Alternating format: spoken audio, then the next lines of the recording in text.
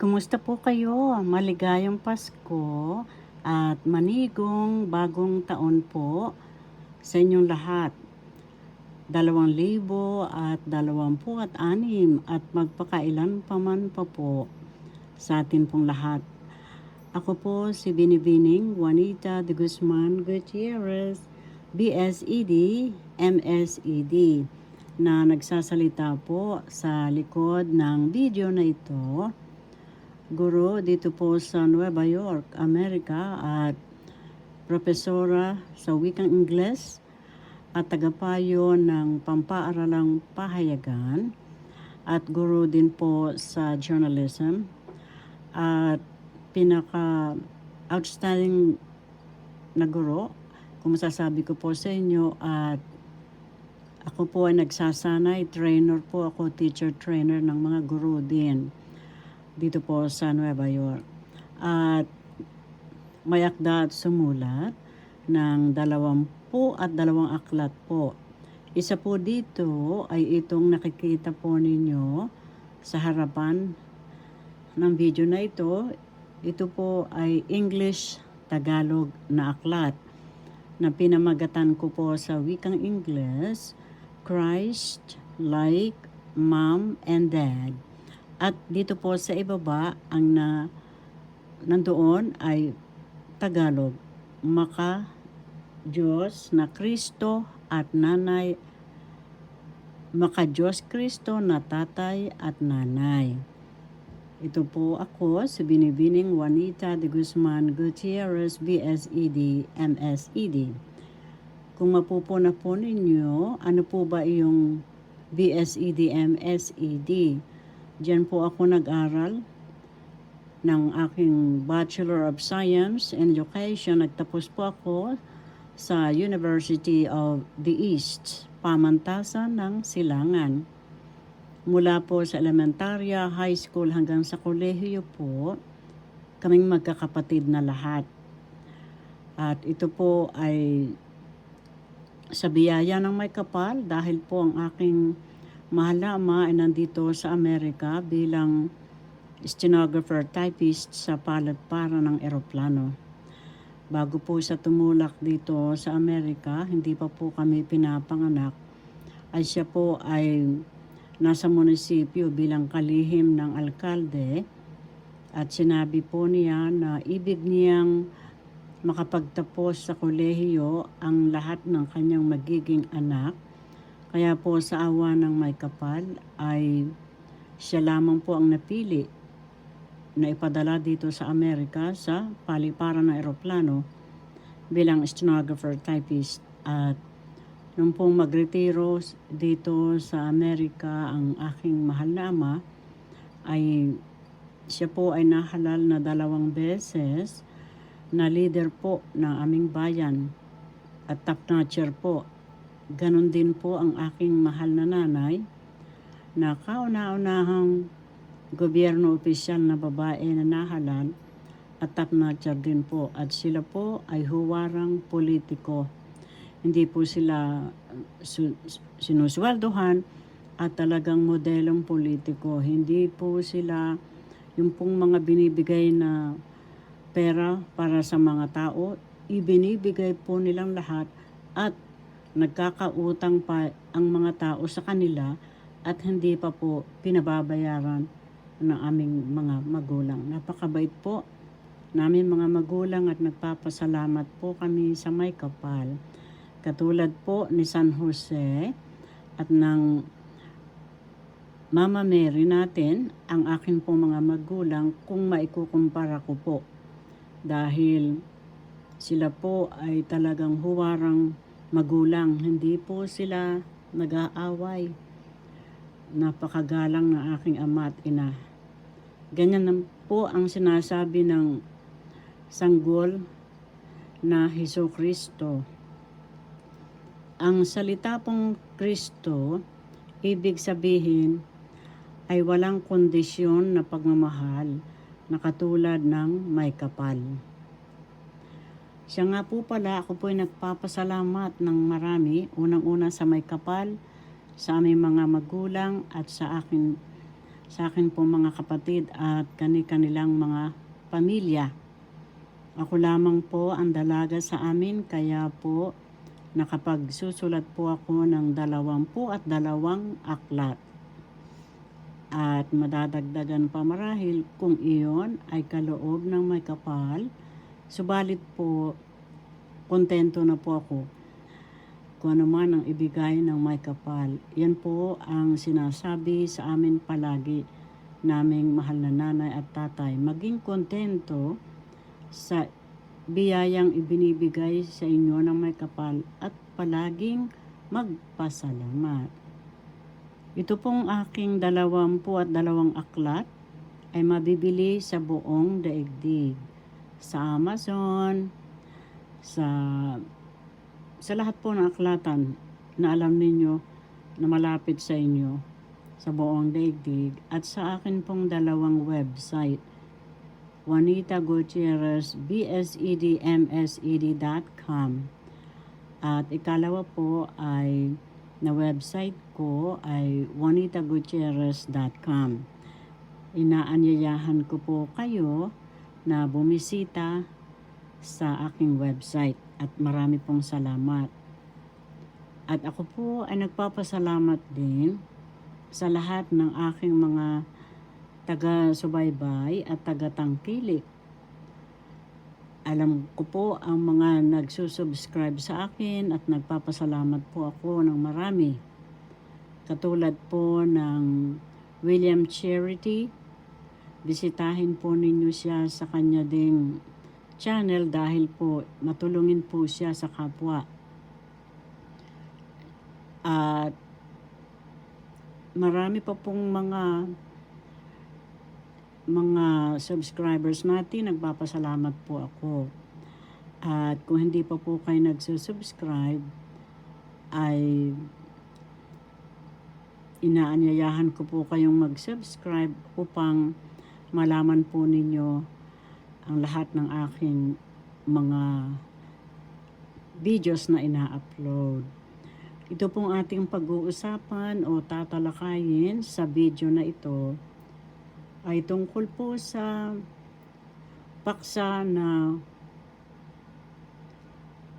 magpasalamat sa mga biyaya, lalo na po ngayong Pasko, sa bagong taon, at araw-araw po ay banal ayon po sa mga anghel na kinausap po ng isang channeler.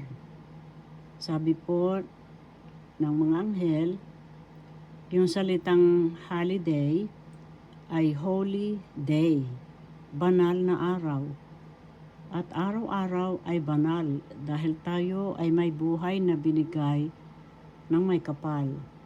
At ang may kapal na ito ay nasa ating mga puso. Tayo po ay Diyos din dahil ang Diyos na kumapal sa atin ang nagpapatibok ng ating mga puso. Kahit doktor, hindi niyan mapapatibok ang puso natin. Kahit pangulo o kung sino mang general po retiro ang aking mahal na kuya. Kahit sinong makapangyarihan, wala silang abilidad na mapatibok ang puso kung hindi ang may kapal lamang. Dahil ang Diyos ay pag-ibig, nandun siya sa ating mga puso. Sabi nga po ng mahal na Jesucristo na nakikita po ninyo sa pabalat ng aking aklat, nung pong kausapin siya ng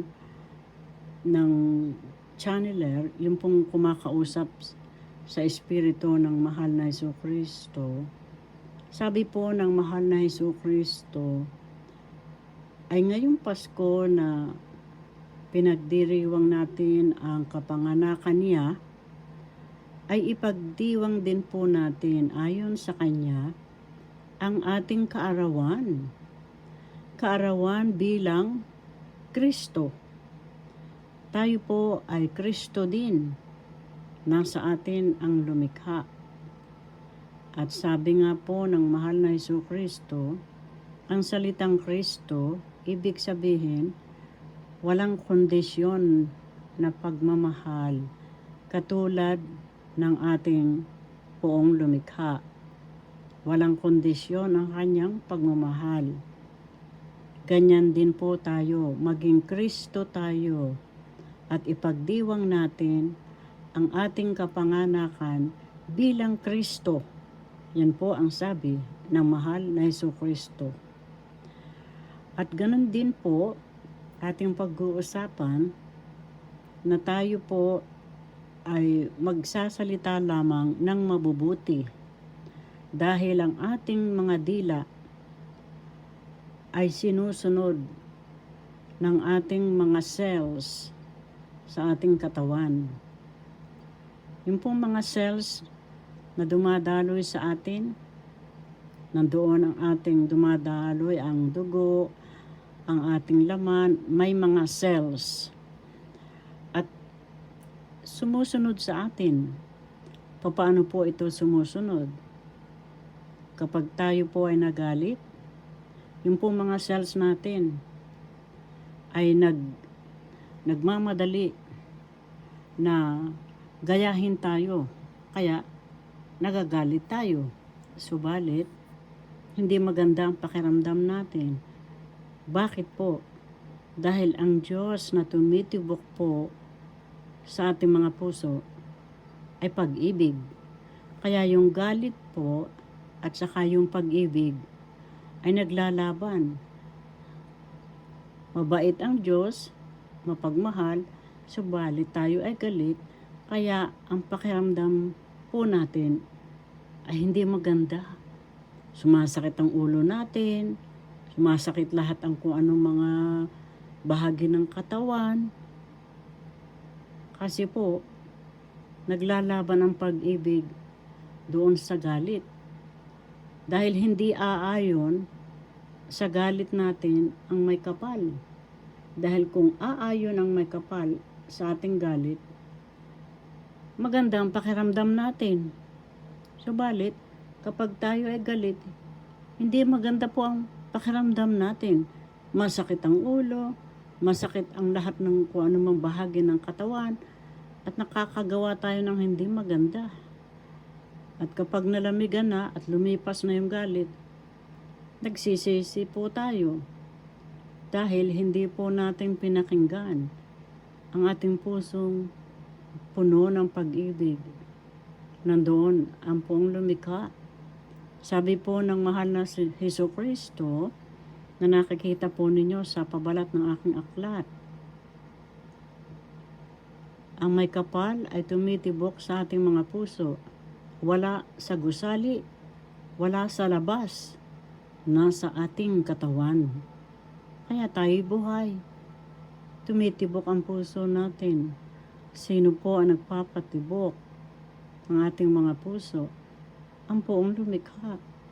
Kaya po tayo ay Diyos din. At sabi po ng mahal na Jesucristo, makakagawa kayo ng milagro na mas mahigit pa sa akin. Napakabait ng mahal na Jesucristo, hindi po ba? Siya nga po pala.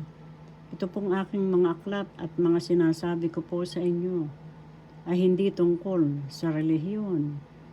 Dahil ang relihiyon po ay ginawa lamang ng tao. Hindi si Jesus. Hindi ang Diyos. Dahil si Jesus ay katulad din natin, kapatid natin siya. Lahat po ng anak ng may kapal ay magkakapatid. Diyan nga po ang sinasabi sa amin ng aming mga magulang palagi. Magmahalan kayo dahil iisa ang inyong pinanggalingan. Iisa ang ating Diyos. Kaya po yun ang ating iisipin. Huwag po tayo magsasalita ng hindi maganda dahil matutupad yun sa inyo kung sino man ang magsalita noon. Kaya gawin nyo na lamang po, sasabihin ninyo magaganda. Kahit punong-puno kayo ng suliranin, marahil, sasabihin po ninyo, ay, ako'y napakaswerte. Ako ay napakapalad lahat ng gusto ko natutupad. Yun po ang inyong sasabihin dahil nakikinig ang inyong mga cells sa katawan. Hindi po ito galing sa aking nakaalaman. Ito po ay sinabi ng isang, pangalan po niya ay Cryon. Siya po ay extraterrestrial na kinakausap niya ang isang tao at sinasabi niya sa mga sangkatauhan na ang may kapal ay nasa atin din, katulad ng sinasabi ng mahal na Jesucristo. At sasabihin po natin lamang ay magaganda dahil iyon ang natutupad. Kaya kapag napupuna po ninyo, kapag kayo ay nagagalit, lalong problema po kayo. Nagpupuna po ba ninyo yon? Subalit, kapag kayo ay masaya, mabait kayo lahat kung kayo po ay may pamilya, kung kayo po ay nag-opisina, o kung kayo po ay may sariling negosyo, mabait kayo sa inyong mga customer, hindi kayo nanloloko, ay lalo kayong papalarin. Subalit kapag kayo po ay madaya, ay hindi kayo sasagana. Natatandaan ko po nung po kaming high school nga po dyan sa pamantasan ng Silangan, o sa wika English po ay University of the East. Sabi po na aming guro nung 4th year high school po kami, sabi niya, bumibili po siya sa palengke sa Central Market ng hipon. Ay physics teacher po namin ito, magaling sa matematika at sa numero. Nakita po niya, may butas yung lalagyan ng hipon at yung kiluhan ay nakatabi sa dingding. Sabi po niya, kapag yung kiluhan ng hipon ay nakatabi, nakadikit sa dingding, madaling bumigat kahit kakaunti ang laman ng hipon. Kaya sabi niya, binayaran niya ng tamang presyo, subalit yung mga hipon na binayaran niya ay kulang sa bayad niya. Subalit, mabait po yung aming guro sa physics. Hinayaan na lamang niya dahil sabi niya, maaring naghihirap siya. Subalit alam niyo po ba, kapag kayo ay madaya, babalik sa inyo ang inyong ginawa. Yan po ang sinasabi ng mahal na Jesucristo sa wikang Ingles po. Sabi niya, thou shalt not do anything that you don't want to be done unto you. Sa wikang Tagalog po, huwag mong gagawin sa iba ang ayaw mong gawin sa iyo. At ang batas po ng kalawakan, kung ano po ang iyong ginawa sa kapwa, babalik po sa iyo. At yan din po ang sinasabi ni San Miguel Arkanghel, na sa langit, mababait lahat sila sa kanilang kapwa, anghel, sa lahat ng nakikita nila. Dahil alam nila na ang kabaitan at kagandahan at magagandang swerte o kapalaran ay babalik sa kanila. Kaya sa langit, mababait sila. Kaya po, ganon din tayo. Ang ating sasabihin sa ating sarili at sa ating kapwa, magaganda, mabubuti. At ang sasabihin at gagawin natin sa lahat ng ginagawa natin. Maaaring kayo may negosyo, o maaaring kayo may sariling negosyo, o kayo ay guro katulad ko po, o doktor katulad ng mga pamangkin ko, o nurses, kakambal ko po ay nurse. Opo, may kakambal ako. Siya po ay cum laude at siya ay, ang kanya pong esposo ay engineer. ano man po ang inyong gawain sa buhay, maging wagas po ang inyong gawain. At huwag po tayong mamimintas sa ibang kapwa natin dahil kapatid din natin sila. Iisa po ang ating mga magulang, ang ating Diyos na kumatha at kumapal po sa atin. Nakatingin. Nasaan po ang Diyos? Nasa puso po natin. Tumitibok. Kaya alam niya ang ginagawa natin. Kahit hindi po kayo magkumpisal, alam ng Diyos ang ating ginagawa. Mabuti po o masama. Kaya po, kahit po kayo ay simba ng simba, kung kayo naman ay pagdarating sa bahay ay magagalitin, wala pong silbi ang inyong pagsimba. Dahil ang Diyos ay tumitibok sa ating mga puso, wala sa labas, wala sa gusali, at nakikita niya ang ating ginagawa, tama man ito o mali. Subalit, kapag tayo po ay kinausap natin ang may kapal sa ating puso, maririnig na ito. At kapag nasabi po na natin ang ating mga hinaing o pagpapasalamat, palagi po tayong magpapasalamat sa lahat ng ating ginagawa. Dahil pagising sa umaga, salamat po sa Diyos dahil nagising tayo. At tayo ay humihinga, maganda ang katawan, pasalamatan po natin ang katawan natin. Mapalad po tayo sa ating mga ginagawa, magpapasalamat po lagi. Dahil kapag po tayo ay nagpapasalamat, lalo po tayong papalarin. Lalo po tayong suswertehin. Espanyol po yung swerte. Papalarin. Nung po kaming mag-abroad na aking mahal na nanay, lahat po ng aking mga kapatid rin ay nag-abroad na rin at ang aming mahal na nanay tatay ay nag-abroad na rin po. Nung po kami nasa Madrid, sa Espanya, ako po ang ginawa nila ng aking mga kapwa turista at yung tourist leader po namin, ginawa akong translator o tagasalin mula sa Ingles at Espanyol.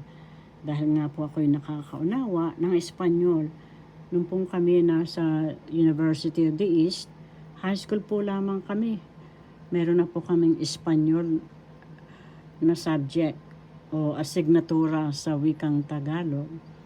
At bilang guro dito po sa Nueva York, Amerika, kung saan po ako ay naroroon, kumuha po ako ng kurso sa Espanyol. Dahil po ang aking mga estudyante, ang kanilang mga magulang ay mga Espanyol. Kaya po kapag report card meeting sa gabi, ay ako po ang tinatawag nilang maging translator o tagasalin sa wikang Ingles at Espanyol. Nasabi ko po lamang naman iyon, hindi po naman sa pagmamalaki. Kaya po, kung ano man po ang ating mga gawain, ay ating pong pagbubutihin. Kapag po ako nagsasalita at nagtuturo ng wikang Pilipino, ay Pilipino lahat po ang aking salita. Alam po yan ang aking mga estudyante. At kapag nagtuturo po ako ng wikang Ingles, English po lahat. Kaya akin pong tinatagalog lahat ang aking sinasabi sa inyo. At kapag ako ay nakapag-e-Espanyol, ay sinasabi ko pong Espanyol ang salitang yon at kailangan isalin sa Tagalog.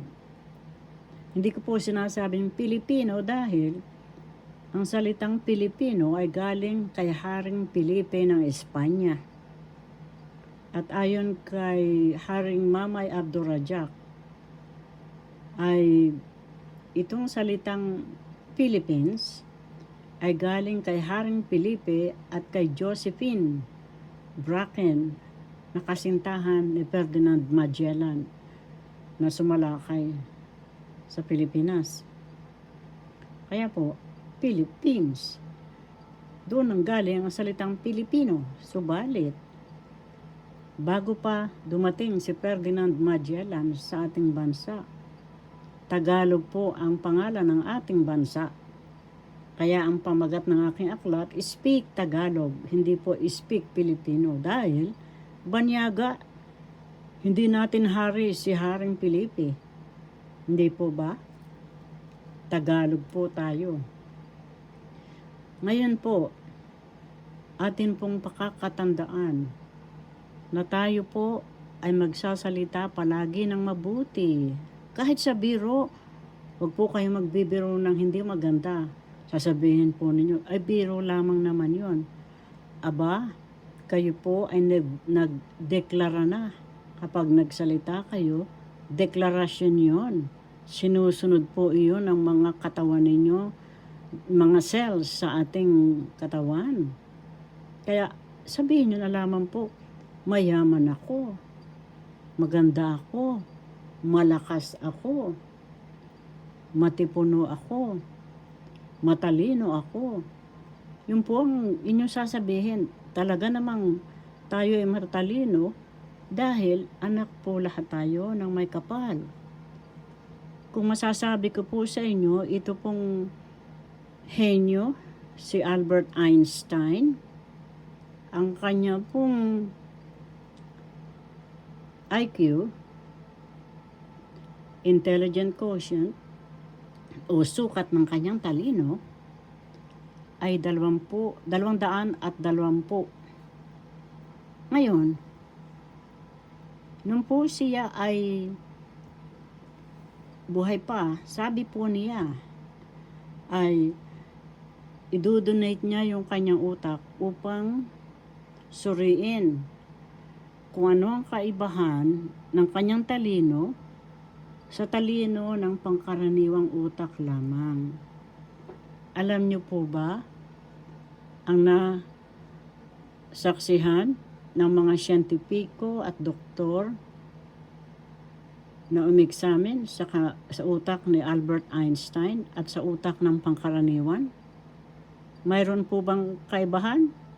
Hulaan po ninyo.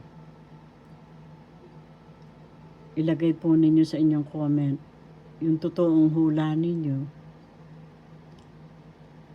Ano po ba ang nasaksihan ng mga siyentipiko na umeksamin sa utak ni Albert Einstein na napakatalino? Henyo nga po eh. Ang katumbas po niya ngayon si Elon Musk. Ang natagpuan po ng mga siyentipiko, walang kaibahan. Ang utak po ni Albert Einstein at utak ng pangkaraniwan na ineksamin ng mga siyentipiko at doktor, pareho. Parehong-pareho. Kung ano man po ang bilang ng mga gray matter, ang tawag po, gray matter sa wikang Ingles, kung ano man ang bilang po ng mga tiklop at hibla ng mga utak ni Albert Einstein at mga tiklop at hibla ng utak ng pangkaraniwan, pareho. Parehong-pareho. Walang kaibahan. Kaya po sasabihin ninyo, ay mataas ang IQ ni Elon Musk. Mataas ang IQ ng aking kaeskwela. Ang talino niya sa math. Pareho po ang ating IQ. Subalit, bakit may matalino sa matematika at hindi? Ang kasagutan po ay iyon ang na-develop sa kanyang utak na bigay ng may kapal. Mayroong matalino sa numero, may matalino sa pagsusulat, may matalino sa pagsasayaw, may matalino sa pagkukumpuni ng mga makina. Katulad po nitong si Thomas Edison at saka po si Nikola Tesla Doon po ipinangalan ni Elon Musk yung kanyang kumpanyang mga sasakyan, Tesla. Ito pong si Nikola Tesla ay lalaki galing sa Serbia, pumunta po dito sa Amerika. Napakatalino. Siya po ay naging empleyado ni Thomas Edison. Si Thomas Edison po, hindi siya nagtapos. Nasa high school po siya, hindi ko po matandaan kung high school o elementary dahil dito ko po dinadala sa kanyang museum ang mga estudyante ko sa field trip. Tuwan-tuwa po ang mga estudyante ko po kapag nagpi-field trip kami. Ngayon po sinasabi ng tour guide, si Edison, pinauwi ng guro noong hindi ko po matandaan kung 1920s or before that, bago pa. Matagal na po. Ngayon, sumulat yung guro. Sabi, huwag mo nang papasukin sa eskwelahan ang iyong anak. Hindi na kailangan turuan. Malikot, hindi nakikinig. Ngayon, tinanong ni Edison sa kanyang nanay, mga 10 taong bilang marahil, kung ano ang nakalagay sa sulat. Napaiyak yung ina, subalit ang kanyang sinabi ay hindi nakalagay doon sa sulat upang hindi sumama ang loob ng kanyang anak. Basta sinabi niya, matalino ka. Patuloy mong gawin ang iyong ginagawa. Alam niyo po ba nung sanggol pa si Thomas Edison, sinira niya yung relo at naibalik din niya 4 na taong gulang. Kaya po, tayo lahat ay binibigyan ng may kapal ng talino. Huwag po natin sasabihin, ay, magaling lang yan sa sayaw. Aba, huwag po natin pipintasan. Yun po ang ibinigay ng may kapal na talino sa kanya. Matalino lang yan sa paggugupit. Huwag po natin pipintasan. Iyon po ang ibinigay na talino ng may kapal sa kanya. Ay matalino lang yan sa math. Wala namang alam yan sa ibang mga asignatura. Yun po ang ibinigay na talino sa kanya ng may kapal. Kaya huwag po nating pipintasan ang ating kapwa. Maging yung panlabas na anyo niya, huwag po natin pipintasan dahil ipinanganak tayong ganoon. Mamimili po ba kayo na inyong mukha? Hindi, galing po yun sa mga magulang ninyo. At kung meron man pong hindi kamukha ng inyong ama o ina, huwag po nating pipintasan. Huwag po nating sasabihin, ay hindi maganda yun, ay hindi gwapo yun. Ay, Espanyol po yung gwapo. Ay, hindi magandang lalaki yon. Huwag po natin pipintasan. Dahil, yun po ang pinanggalingan niya, galing sa mga magulang niya, at binigay ng may kapal. Kaya po palagi, ngayon pong Pasko, at palaging araw-araw ay Pasko.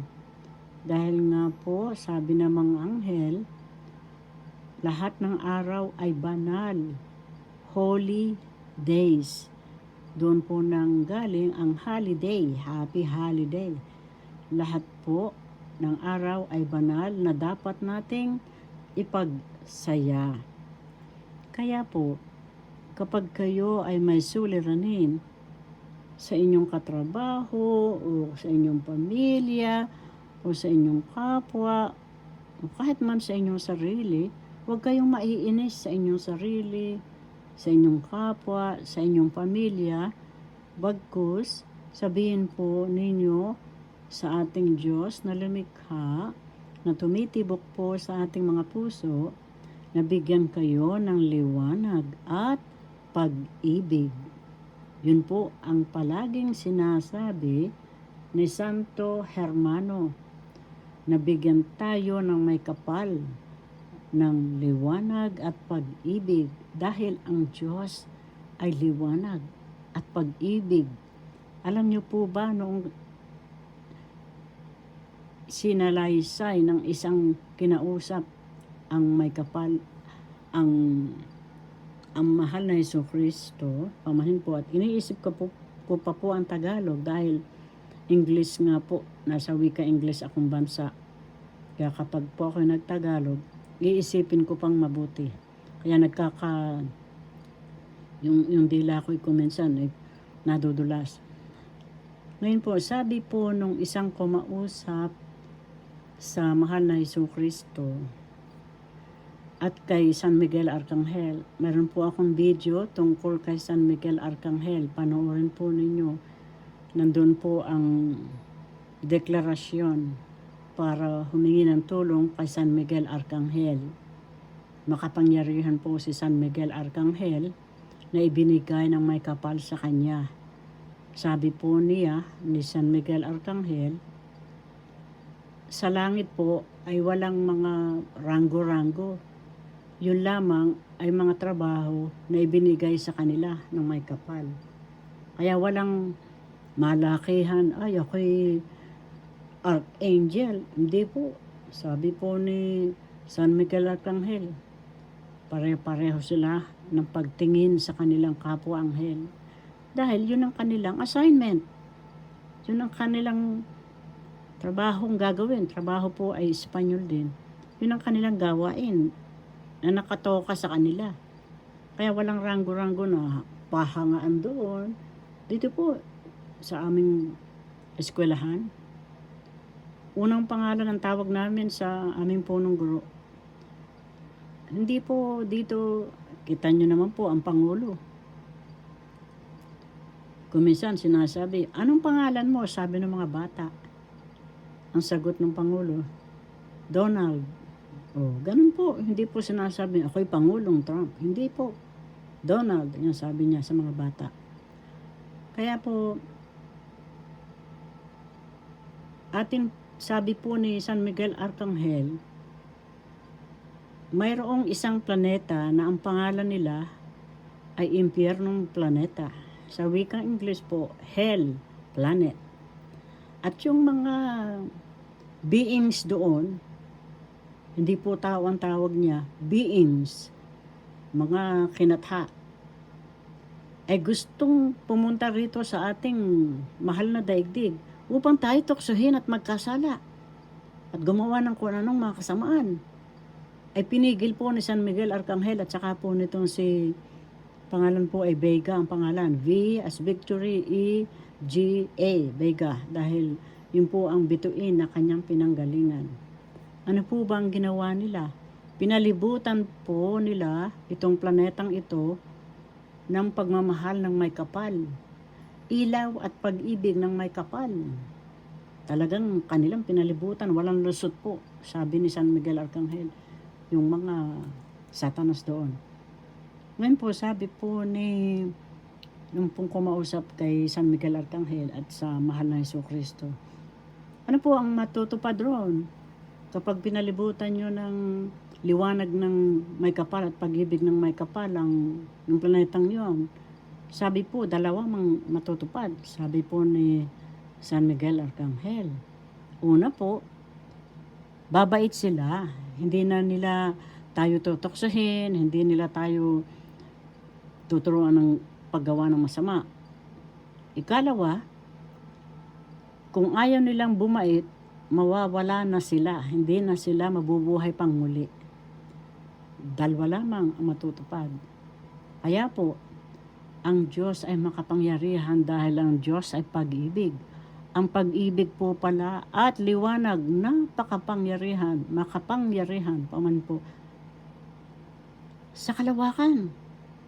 Takot, yung mga kampo ng kadiliman at kampo ng kasamaan, pamanhin po. Kapag ang may kapal, sila San Miguel Arcangel din po, ang mga anghel, si Santo Hermano, si Sananda Jesus, ang pangalan po niya Sananda. Takot sa kanila ang kampo ng kadiliman. Bakit po? Dahil balot na balot ang katawan nila, katulad ng may kapal, ng liwanag at pag-ibig. Kaya po, tayo ay maging liwanag sa ating sarili at sa ating kapwa. Ituring po natin kapag nakikita natin sila, kahit hindi malakas, sa isip lang po natin. Sa wikang Ingles po, I honor the God in you. Sa wikang Tagalog, nagbibigay pugay ako sa Diyos na nasa iyo at nasa akin. Sa Sanskrit po, Namaste.